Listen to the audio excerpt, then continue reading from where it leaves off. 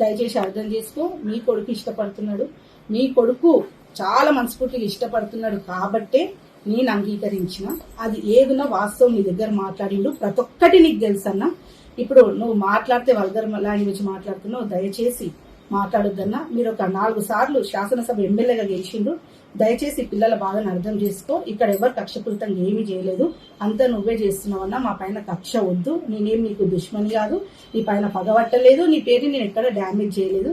దయచేసి అన్న పిల్లల మనసును అర్థం చేసుకొని వాళ్ళని అంగీకరిస్తే చాలా బాగుంటది. ఇట్లా కక్షపూరితమైన చర్యలను దయచేసి ఆపేయన్నా. నువ్వు ప్రజల కోసం పుట్టిన నాయకుడివి, ప్రజలను చూసుకో అన్నా, ప్రజల బాధలను అర్థం చేసుకో. పైన ఒక తీరు లోపల ఒక తీరు వద్దన్నా.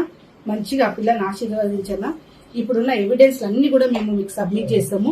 ఇవన్నీ సబ్మిట్ చేయడానికి కూడా కారణం ఏంటంటే చాలా ఫాల్స్ అలిగేషన్స్ నార్సింగ్ పిఎస్ లో జరుగుతున్నాయి కాబట్టి అక్కడ వాస్తవాలు లేవు, అవాస్తవాలే 90% ఉన్నాయి. వాస్తవం 2% అయితే అవాస్తవాలు 98% ఉన్నాయి. కావున మీరు దయచేసి మీ ప్రింట్ ఎలక్ట్రానిక్ మీడియా సోదరులందరూ కూడా మాకు సహకరించాలని చెప్పి మేము అన్ని నిజమైన వాస్తవాలు మీకు ఇప్పుడు అందజేస్తున్నాము. దయచేసి పెళ్లి అనేది ప్రకాశన్నతో మాట్లాడినాకనే చేద్దాం అనుకున్నాము. ఇప్పుడు ఇవన్నీ చూస్తుంటే మాకు కూడా చాలా భయం వేస్తుంది. పిల్లలకి ప్రొటెక్షన్ కావాలి, మాకు ప్రొటెక్షన్ కావాలి.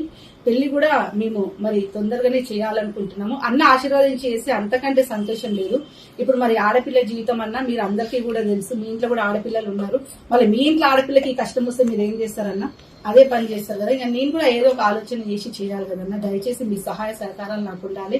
అట్లాగే విష్ణువర్ధన్ సార్ సిఏ సార్కి కూడా మీరు ఒక పోలీస్ వాళ్ళు ఒక ప్రొటెక్షన్ ఇచ్చేవాళ్ళు. మీరు దయచేసి ఎంత ప్రెషర్ ఇచ్చినా దేనికి లొంగకుండా మీరు వాస్తవాలని బయట పెట్టి వాస్తవానికి మీరు సపోర్ట్ చేయాలని చెప్పి సార్ ఆల్రెడీ నా వారికి కొంచెం మంచిగా మాట్లాడి ఒపీనియన్స్ తీసుకున్నారు.